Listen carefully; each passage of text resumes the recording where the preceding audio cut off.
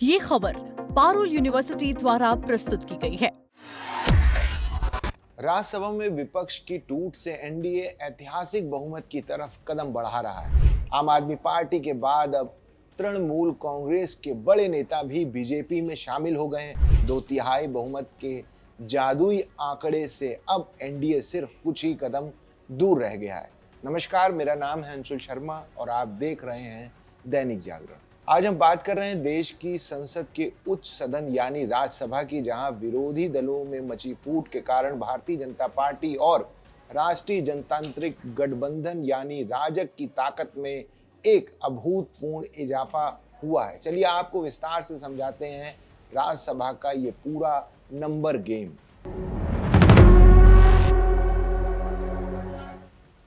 संसद की उच्च सदन यानी राज्यसभा में इस वक्त बहुत बड़ा राजनीतिक उलटफेर देखने को मिल रहा है।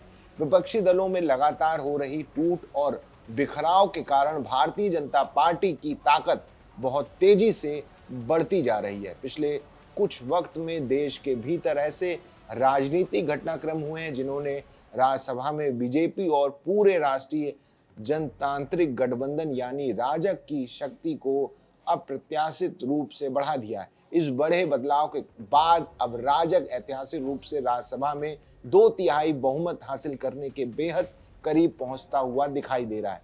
विपक्षी खेमे के बिखरने से सत्ताधारी गठबंधन की स्थिति सदन में बहुत मजबूत हो गई है और विरोधी दलों की चिंताएं काफी ज्यादा बढ़ गई है, जिससे पूरा विपक्ष परेशान है। इस पूरे राजनीतिक समीकरण को बदलने में पश्चिम बंगाल का हालिया घटनाक्रम सबसे महत्वपूर्ण माना जा रहा है। तृणमूल कांग्रेस के 3 बड़े राज्यसभा सांसदों सुखेंदु शेखर राय, सुष्मिता देव और प्रकाश चिक बराइक ने पिछले दिनों अपनी पार्टी और सदन की सदस्यता से इस्तीफा दे दिया था। इसके बाद बंगाल की ये तीनों सीटें खाली हो गई, जैसा कि राजनीतिक गलियारों में पहले से कयास लगाए जा रहे थे कि इन तीनों ही नेताओं ने बीजेपी की सदस्यता ग्रहण कर ली। बीजेपी ने भी बिना कोई देरी किए तुरंत इन तीनों नेताओं को राज्यसभा उपचुनाव के लिए अपना उम्मीदवार घोषित कर दिया है।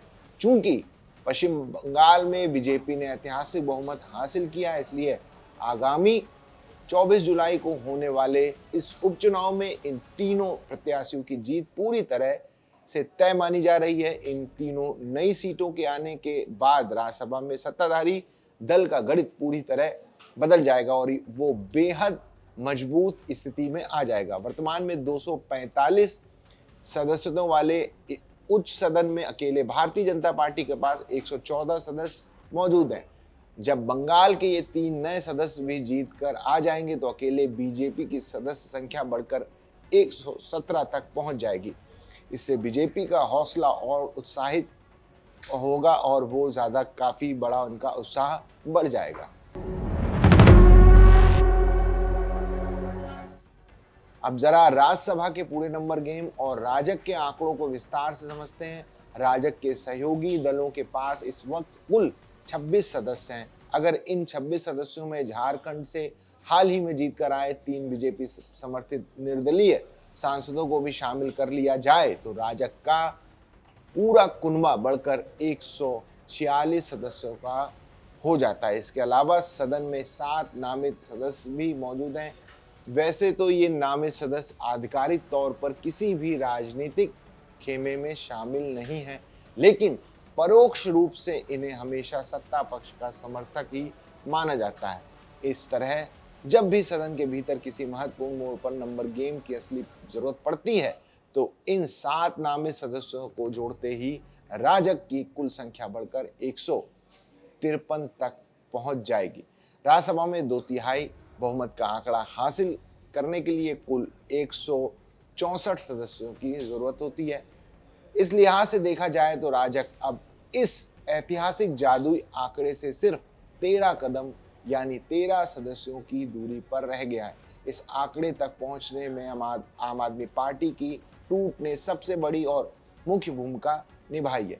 इसी साल अप्रैल महीने में आम आदमी पार्टी के 7 बड़े सांसदों राघव चड्ढा, संदीप पाठक, हरभजन सिंह, स्वाति मालीवाल, अशोक मित्तल, राजेंद्र गुप्ता और विक्रमजीत सिंह साहनी ने अपनी पार्टी से त्याग पत्र दे दिया था और बीजेपी सांसद के रूप में शपथ ली थी। इसके अलावा राजनीतिक गलियारों में ये भी चर्चा बहुत तेजी से है कि तृणमूल कांग्रेस के बचे हुए 10 राज्यसभा सांसदों में से भी 3 या 4 सदस्य बहुत जल्द पार्टी से अलग हो सकते हैं। अगर आने वाले दिनों में ऐसा होता है तो बीजेपी को राज्यसभा में ऐतिहासिक 2/3 बहुमत पाने के लिए केवल 7 या 8 और सांसदों की जरूरत रह जाएगी।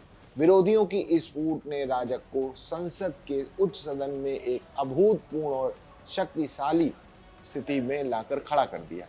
ये था राज्यसभा का पूरा समीकरण, जहां विपक्षी दलों की फूट ने एनडीए का रास्ता बेहद आसान कर दिया है। इस राजनीतिक उलटफेर पर आपकी क्या राय है, हमें कमेंट्स में जरूर बताइएगा। बाकी देश दुनिया की तमाम बड़ी खबरों के लिए देखते रहिए दैनिक जागरण।